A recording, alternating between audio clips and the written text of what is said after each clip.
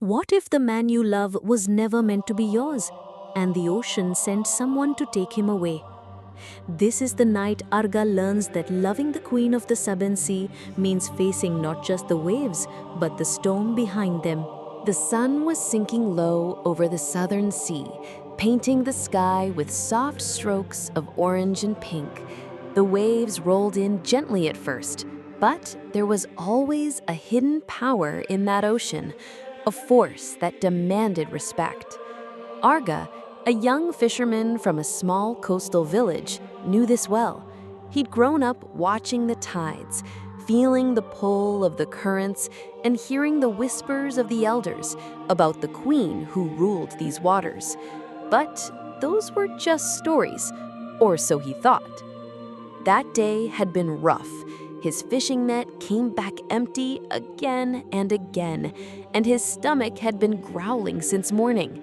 Still, Arga didn't give up. He knew that the sea could be cruel, but it could also be generous when it wanted to. He decided to cast his net one last time before heading home. That's when he noticed something unusual. Out there, beyond the small waves, something was moving. At first, he thought it was driftwood or maybe a large fish. But as he squinted, his heart began to race. It was a person, a woman. She was floating in the water, her body limp, her long dark hair fanning out around her like seaweed. Without thinking, Arga jumped from his boat into the cold water. The current fought him, pulling him back, but he kicked harder, reaching for her hand. It was cold, colder than any human hand should be. He wrapped his arm around her and struggled toward the shore. Every muscle burned, but he didn't let go. When they finally reached the sand, Arga laid her down gently. Her skin was pale, almost glowing under the fading sunlight. He shook her shoulder softly. "Hey, are you okay? Can you hear me?" For a moment, there was nothing. Then her lips parted, and she took a deep breath, coughing softly.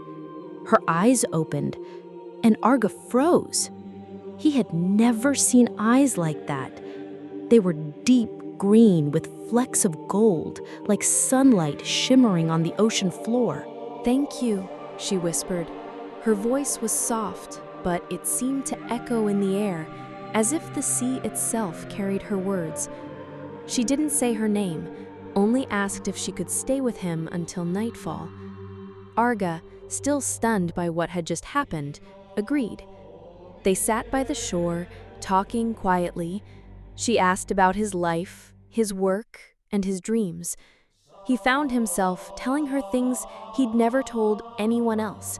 How he wanted to travel, how he wished he could give his mother a better home, how he often felt invisible to the world. Night came, and when he looked away for just a second, she was gone. Not walking down the beach, not swimming away, just gone. He thought maybe he'd imagined it all, but the next morning when he went to check his boat, she was there again, waiting by the edge of the water with a small smile. From that day on, she met him almost every evening. They walked along the beach, sharing stories. She never said much about herself, only that she loved the sea and that the land felt strange to her. Arga didn't press her. Something about her presence made him feel at peace. Weeks passed, and Arga realized he was falling in love. He thought about her even when she wasn't there. He started catching more fish too, as if the sea itself had started favoring him. One night, under the light of the full moon, he finally asked, "Who are you, really?" She looked away for a long moment before meeting his eyes. "You've heard the stories," she said softly. "The queen of these waters, Nyi Roro Kidul. That is me." Arga felt his chest tighten. Every fisherman had heard of her. Some said she was a goddess, others a dangerous spirit who lured men to their deaths. If that's true, then Why are you here with me? She stepped closer, her bare feet barely sinking into the wet sand. Because, Arga, I choose you, not for your wealth or your strength, but for your heart. From then on, their meetings became even more secretive. Arga told no one. In her presence, the world seemed brighter, more alive. But the ocean can be a jealous lover. Sometimes, when she left, the waves would crash violently, as if warning him that she did not belong to the land. One evening, she held his hands and told him there would come a day when she could no longer come to shore.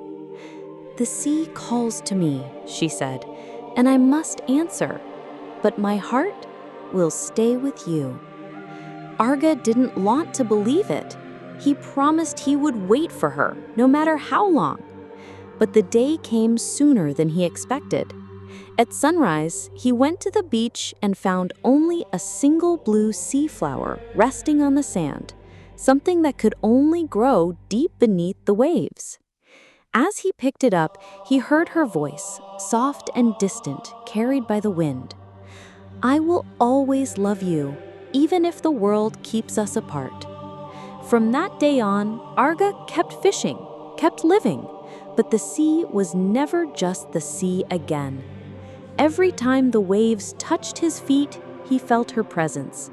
Every time the tide whispered, he thought he heard her name. And though they could never be together in the world of men, their love belonged to the ocean, and the ocean never forgets.